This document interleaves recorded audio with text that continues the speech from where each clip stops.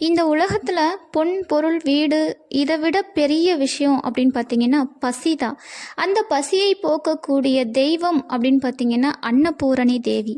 அன்னபூரணியை வழிபாடு செய்தால் அந்த வீட்டில் அன்ன தரித்திரம் இருக்காது, அதாவது அன்னதோஷம் அப்படிங்கிறது இருக்காது. அது என்ன அன்ன தரித்திரம்? நமக்கு சாப்பாடு கிடைக்கல அப்படிங்கிற விஷயம் மட்டுமே அன்னதரித்திரம் கிடையாது. சாப்பாடு கிடைச்சும் அந்த சாப்பாட்டை நம்மளால் சாப்பிட முடியாத ஒரு நிலை இருக்கும் இல்லையா, அதுவுமே அன்னதரித்திரம் தான்.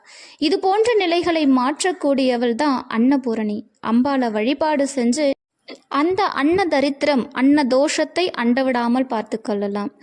காசியில் நவரத்தின சிம்மாசனத்தில் சம்மணமிட்டு அமர்ந்திருக்கும் அன்னபூரணி ஒரு கரத்தில் அட்சய பாத்திரமும் ஒரு கரத்தில் தங்க கரண்டியுடன் கூடிய தங்கத்தில் ஜொலிக்கும் அழகான தெய்வமாக காட்சியளிக்கிறார்.